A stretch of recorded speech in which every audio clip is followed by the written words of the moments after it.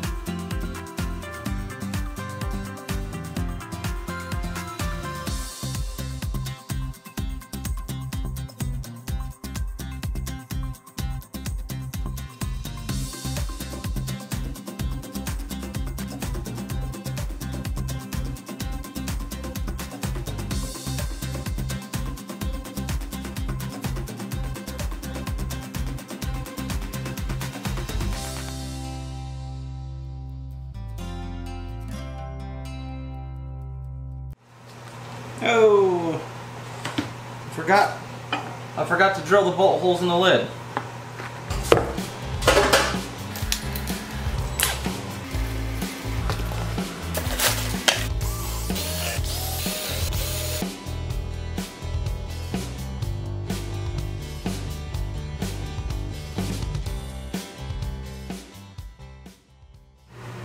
The stupid thing split open in the back.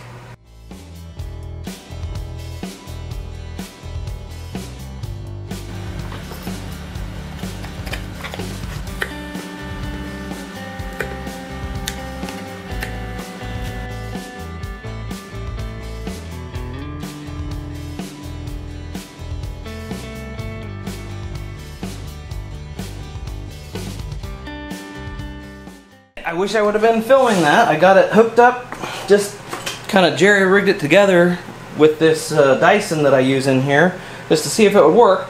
As soon as I got the vacuum suction hooked up, I was testing it, and it collapsed on the bucket, and the bucket just imploded.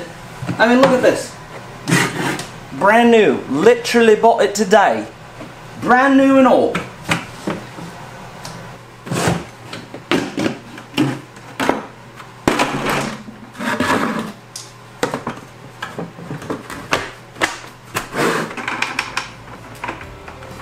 Just a little bit for this test.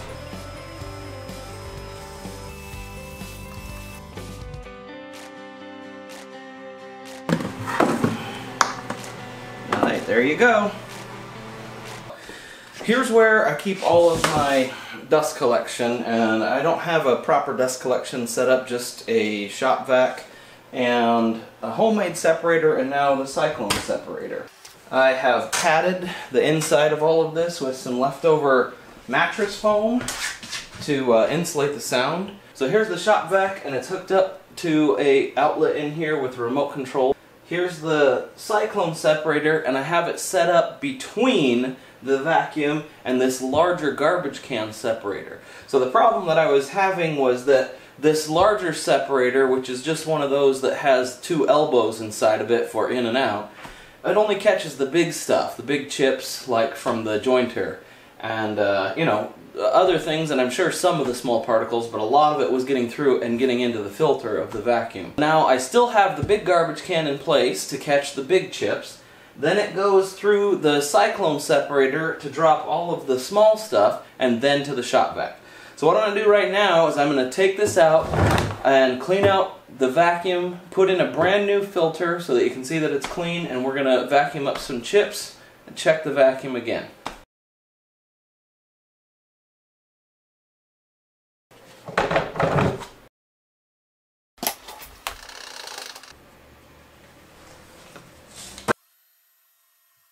Okay, so now I'm going to hook it up to the 3-stage, and I'll clean this out, and then I'll be curious to see how much ends up in here and how much stays in the large bucket.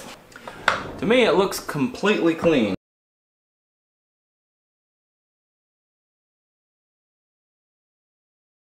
Let's check here first. Okay, it still looks perfectly clean in there. And there is barely any in there, but over the course of cleaning up the shop over and over and over, this stuff right here is exactly what's clogging up my filter. So now I have a 3-stage process. I have the garbage can separator, the cyclone separator for the fine stuff, and I might never have to clean out my shop vac again. I call that a success. It's actually about a week later, and thanks to the power of editing, I'm going to go back in and check the things that I've picked up around the shop over the past week. Yeah, man, I don't see anything in there. Yeah. Well, it's kind of like I thought. It's just got some really fine particles in there. So this is exactly what I was talking about. This is what's been clogging the shop filter. And now it's in this bucket. So everything else that I've sucked up is in here. So it's not actually too much stuff, but there's what I've been getting over the past week. So in reality, this homemade separator has been doing a pretty good job of picking up 95% of what I've been picking up off the ground. It's just that 5% that has been making it into the shop vac. And since it's so hard for me to get this out and clean it with the way that I have it set up in this cabinet, I'm really glad that I did this, and I think that I'm not going to go through any more shop filters. This one will probably last me for years and years, and I'm just going to have to clean this out regularly, clean out the dust deputy every once in a while, and I'm good to go. This should probably last, I don't know, a month worth of projects before I have to clean it out.